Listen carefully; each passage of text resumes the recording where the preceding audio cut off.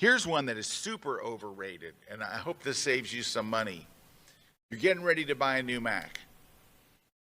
Go to the Apple store, and they go, there's this chip, and then for a bunch more, there's this chip. Don't buy the faster chip. You will not notice any appreciable difference. Yes. Unless you're a video editor now, if or you 3D are graphics doing or something. high-end stuff, but I'm talking to photographers. It's a photography show. As a photographer, those super fast machines are not going to pay off for you.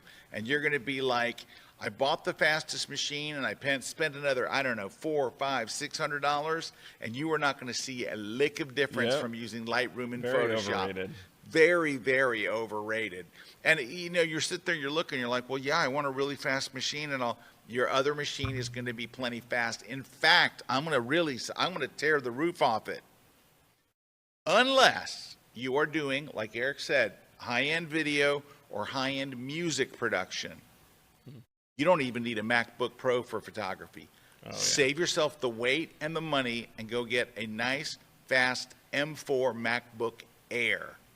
Get the thin little Air that fits in an envelope. Get that one. You will thank me. This is my last MacBook Pro. My next one will be an Air. I don't use what I need in here. This basically is Lightroom, Photoshop, checking my email and web stuff. I hear you. Now, at home, I've got an Apple Studio, and I run music software on it, and that is an incredibly intensive resource hog, but not photography. Don't go spending a ton of money on some high-end machine, and you're never going to get the benefits from it. It's way overrated. All right, so Terry, give us a couple of your, we love to hear yours. Give us a couple of your overrated stuff. I'm gonna not push back, but I'm gonna give you another thing to think about with your MacBook Pro versus MacBook Air argument. Okay.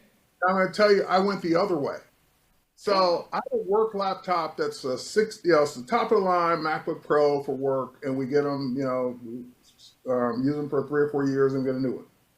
That's always going to be my MacBook Pro. So for my personal, Terry's money bought this computer, had always been a MacBook Air. For all the reasons you said, I don't need to carry something big, the processors are fast enough, I don't need anything more powerful, it does Lightroom and Photoshop and other stuff I do when I travel on vacation. It was perfect.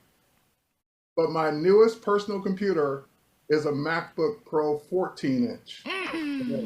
There's 2 reasons why. Has nothing to do with the processor. Nothing. Everything you said about the processor is absolutely right. Nothing to do with the processor. RAM? Built-in HDMI port. Nope. Nothing to do with the RAM. Built-in HDMI port? Nope. Because I'm not connected to a projector when I'm on vacation. SSD drive? Nope. They all have SSD. All right, I'm stuck. What is it? You're gonna miss 2 things. The SD slot. That's one. Yeah, I can see that. You're gonna miss the card reader because you're always gonna have to plug in a card reader on a MacBook Air. This is nice. Perfect. Yeah. Every time. There's a bigger one though, and you're not gonna think about it until it happens. What? On a MacBook Air, the USB ports, there are 2, and they're only on one side. On a MacBook Pro, you got them both sides. And when you need to plug stuff in, it's always going to be on the wrong. You wish it were in the right on the other side. Oh, that's a good point. Once I went to the MacBook Pro, the smaller one, the 14-inch, which is just almost as light as the MacBook Air, I'm completely happy now. Because I got my SD card reader back, and I got ports on both sides. Nothing to do with the processor, nothing to do with any of that other stuff. Just the convenience of being able to plug stuff in. Well, maybe we could summarize this up as the overrated thing is to max out and get the top high-end stuff that you don't need because you're not doing video or 3D or any of that stuff. That's where we're 100% aligned. We're 100% aligned on that. All right. Well, that's an interesting perspective. That makes sense. But if you go to a MacBook Air, you're going to miss those 2 things. And again, nothing to do with the processors. Now, again, it depends on if you're not a person that plugs in a bunch of stuff.